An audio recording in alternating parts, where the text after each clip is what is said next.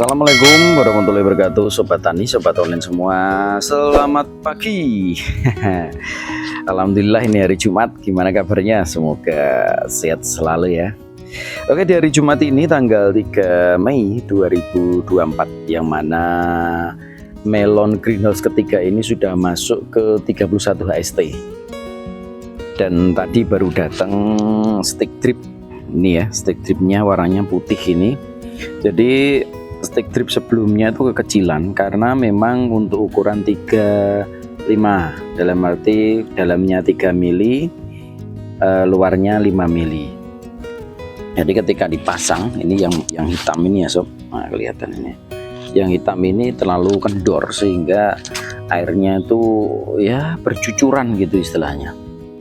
Nah, ini belikan lagi stick drip yang ukuran memang untuk selang 57, dalam arti dalamnya 5, luarnya 7. Jadi buat Sobat Tani, Sobat Online, pastikan kalau selangnya 5/7, stick dripnya juga 5/7 ya. Jangan sampai selangnya 5/7, stick drip Anda pakai 3/5.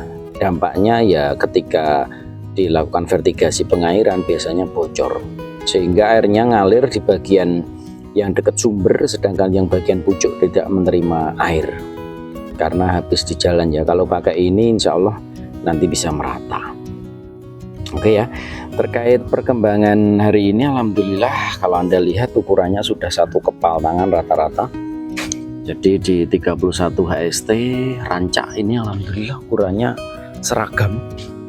Nah ini kemarin ada yang tanya ke saya, Mas, melon saya kok bentuknya nggak rata dalam arti itu meleot-meleot, misalnya bahasa Jawanya gini ya. Nah, jadi bentuk melonnya itu nggak jelas lah. Satu, nggak rata, kedua ya agak pecah. Biasanya kalau kita mendapati melon kondisi kayak gini, biasanya ini benar atau enggaknya, tapi rata-rata itu yang terjadi. Biasanya pucuknya keriting sob, sehingga ya asupan ke buah itu nggak beraturan. Dampaknya ya buahnya satu pecah, kedua bentuknya nggak beraturan. Atau kalau nggak beraturan itu bisa jadi karena nutrisinya yang kurang. Jadi bentuknya ya melenyot lah istilahnya. Itu biasanya bisa jadi nutrisi yang dimasukkan itu kurang. Entah itu MKP-nya ataupun fosfat, kalium, atau bahkan unsur mikronya juga. Nah, ini kita sampel aja contoh ya. Ini bentuknya nggak beraturan ya sob. Terlihat ya, kita lihat pucuknya. Nah, biasanya pucuknya mengkeriting kayak gini sob. Kalau ini sudah parah dalam arti nggak bisa disembuhkan, ini kayaknya layak mending dicabut nanti. Jadi kalau sudah berbuah gini dan keriting, mohon maaf nggak bisa disembuhkan ya, karena nutrisinya sudah mengalir ke buah dan berdampak buahnya bisa pecah. Berbeda kalau masih belum keluar buahnya, itu insya Allah masih bisa dibenahi. Dan alhamdulillah sudah lumayan banyak yang dibenahi sama Mas Marsono terkait yang pucuknya mengkeriting. Itu disemprot Mas Marsono dengan asam amino ambition dari Bayer, terus ditambah lagi dengan Agrimax serta Java Green. Alhamdulillah dampaknya bagus. Nah, kayak ini contohnya sob. Nah, ini bunganya nggak ada sob, tapi kalau Anda perhatikan ini dia ya. Jadi ini keriting juga, tapi alhamdulillah pucuknya mulai membaik. Nah, ini mulai melunak ya. Nih mungkin monggo kalau mau mencontoh ya, jadi kita pakai itu. Tapi saya lihat di beberapa channel YouTube juga sudah ada yang pakai MAGS ya, magnesium sulfur atau magnesium sulfat atau sulfur gitu. Itu juga bisa dipakai. Tapi tetap peran ambition dalam arti asam amino juga tinggi. Kayak amino H miliknya Tunas Agro juga bisa, Vulka juga bisa. Cuma yang menurut saya pribadi yang sudah pakai ya, Vulka sama amino H sama ambition dari Bayer, itu yang lebih nyos, yang lebih greget itu ambition dari Bayer ya. Itu yang saya pribadi sama teman-teman di sini sudah ngomong juga kayak Mas Marsono, bagusan ambition bilangnya gitu. Ya karena memang dari segi harga juga lumayan, tapi memang dari harga membawa kualitas ya. Intinya buyer itu kalau melakukan riset nggak tanggung-tanggung istilahnya. Intinya kualitas produknya diperbagus bener. Nah ini ya. Nih, jadi kalau Anda perhatikan alhamdulillah bagus. Jadi untuk terkait mitigasi kutu kebul, kalau sudah fase polinasi di 20 sampai 30 AST kemarin, itu kita kurangi ya rentannya, dalam arti intervalnya. Yang biasanya 2-3 hari sekali kita rubah ke 4 hari sekali, karena ada bunganya itu, jadi nggak kita semprot. Ini menjaga keamanan atau kemurnian dari bunganya. Nah habis ini 31 HST, insya Allah nanti di 35 HST kita akan semprot pakai premix plant adiktif,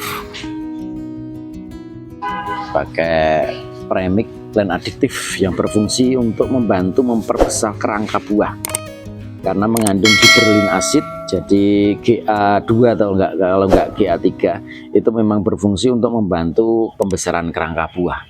Nah nanti isi buahnya seperti biasa kita tetap pakai MKP sama untuk pupuknya ya tetap MKP, kita pakai boron sama kalsium.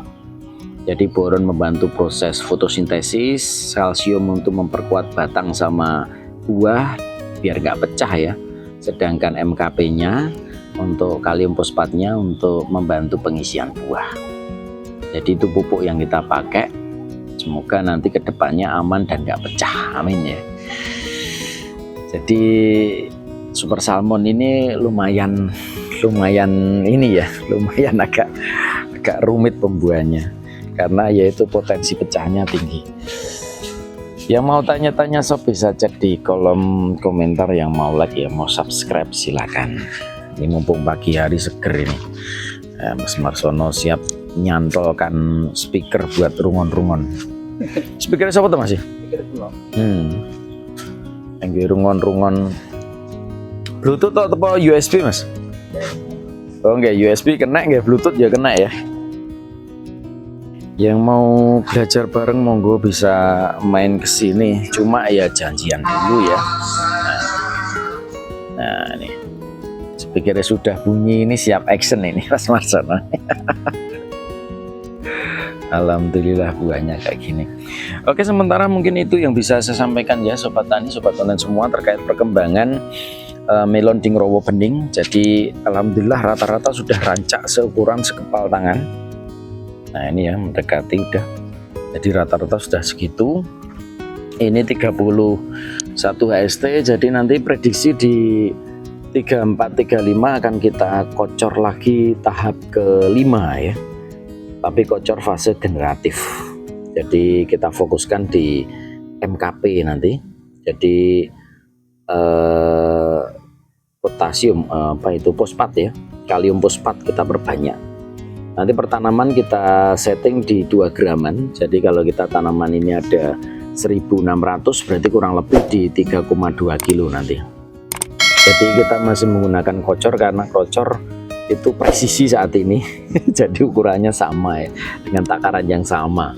Beda kalau yang vertigasi tetesnya masih belum merata ya, masih kita pelajari lah. Tapi kedepannya kita tetap masuk ke fase yang penggunaan vertigasi tetes yang otomatis juga dengan menggunakan timer.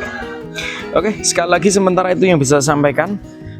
Jangan lupa untuk like, yang mau subscribe, yang mau komen silahkan.